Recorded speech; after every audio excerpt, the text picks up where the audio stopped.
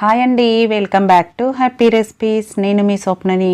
ఈరోజు వీడియోలో chicken fry చూపిస్తున్నానండి. రెస్టారెంట్ వాళ్ళు చేసే సీక్రెట్ ఇంగ్రీడియంట్స్ ఏంటనేది ఈ వీడియోలో చూపిస్తున్నాను. సేమ్ అదే టేస్ట్ వస్తుందండి. ఒకసారి చేసి చూడండి. మీరు ఒకసారి రుచి చూసారంటే అసలు వదిలిపెట్టరు, అంత బాగుంటుంది. పిల్లలైతే అలానే తినేస్తారు. డీప్ ఫ్రై చేసిన టేస్ట్ వస్తుందండి. కాబట్టి తప్పకుండా ఈ వీడియో కంప్లీట్గా చూసి మీరు కూడా మీ ఇంట్లో వాళ్ళకి చేసి పెట్టండి. లేట్ చేయకుండా ప్రాసెస్ ఏంటనేది చూసేయండి. మరి ఇక్కడ ముందుగా నేను 1/2 kg చికెన్ని తీసుకున్నానండి. నిమ్మరసము, ఉప్పు వేసి శుభ్రంగా కడిగి పక్కన పెట్టుకున్నాను. 1/2 kg చికెన్తో చూపిస్తున్నాను కదా మెజర్మెంట్స్. మీరు కావాలంటే కేజీ చేయాలనుకుంటే వాటి క్వాంటిటీని డబల్ చేసుకుంటే సరిపోతుంది.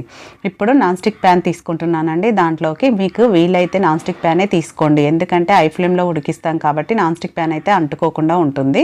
ఇప్పుడు చికెన్ దాంట్లోకి వేసేసుకోవాలి. వేసుకొని దీంట్లో ఏమీ వేయమండి. మెయిన్ ఇంగ్రీడియంట్ వచ్చేసి ఒక 2 టేబుల్ స్పూన్ల పెరుగు వేసుకోవాలి.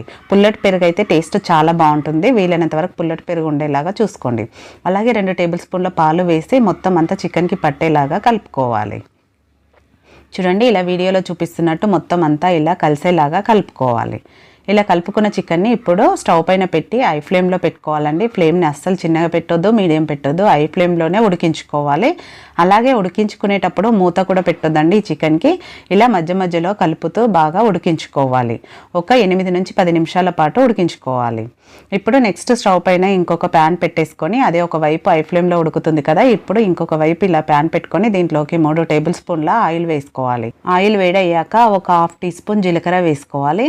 జీలకర్ర కొంచెం ఆయిల్లో ఫ్రై అవ్వాలన్నమాట. చూడండి, ఇలా ఇప్పుడు మీడియం ఫ్లేమ్లో పెట్టుకొని జీలకర్రను వేయించుకోవాలి.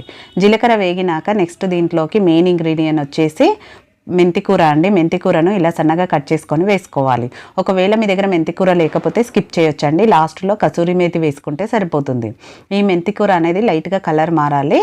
ఇప్పుడు అది ఉడికేలోపు మళ్ళీ ఒకసారి చికెన్ని కలుపుకుందాం. చూడండి, చికెన్లో వాటర్ అనేది వచ్చేస్తుంటాయి. మనం ఇలా ఉడికిస్తుండగానే చికెన్కున్న వాటర్ అంతా వచ్చేస్తుంది. ఇలా ఐ ఫ్లేమ్లో పెట్టి ఉడికించుకోవడం వల్ల వాటర్ కూడా ఎవాపరేట్ అయిపోతుంటాయి.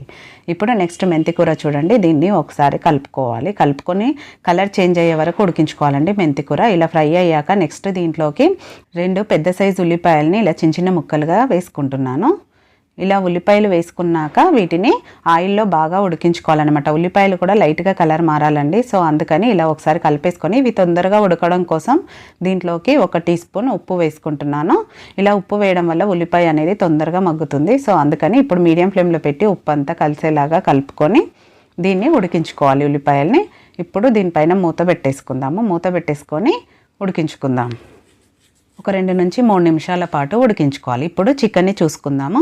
చికెన్ని కూడా చూడండి, వాటర్ వచ్చేసింది కదా, ఇలా కలుపుకుంటూ ఉడికించుకోవాలి. ఈ చికెన్ అనేది ఒక 80% వరకు కుక్ అవ్వాలండి.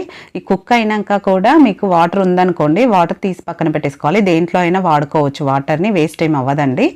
ఇలా ఇప్పుడు నెక్స్ట్ ఉల్లిపాయలు కూడా లైట్గా కలర్ చేంజ్ అయ్యాయి కదా, ఒకసారి మొత్తం కలిపేసుకోవాలి. కలిపేసుకున్నాక నెక్స్ట్ దీంట్లోకి ఒక 2 మీడియం సైజ్ టమాటాలని ఇలా చిన్న చిన్న ముక్కలుగా కట్ చేసుకున్నాను. టమాటా వేసినామని కూడా తెలియదండి చెప్తే, కానీ అంత బాగుంటుంది టేస్ట్ అయితే. ఇలా టమాటా వేసుకొని మీరు కావాలంటే మిక్సీ పట్టుకొని కూడా వేసుకోవచ్చు. టమాటా ముక్కలు కూడా కలిసేలాగా కలుపుకొని ఇవి మెత్తగా మగ్గాలన్నమాట. ఇప్పుడు దీంట్లోకి ఫ్రైకి సరిపడా పసుపు వేసేసుకుంటున్నానండి. నేను ఇప్పుడే పసుపు వేసుకొని పసుపు అంతా కలిసేలాగా బాగా కలుపుకున్నాక మూత పెట్టేసి 2 నిమిషాల పాటు ఉడికించుకోవాలి. మీడియం ఫ్లేమ్లోనే మధ్య మధ్యలో కలుపుతూ ఉడికించుకోవాలి.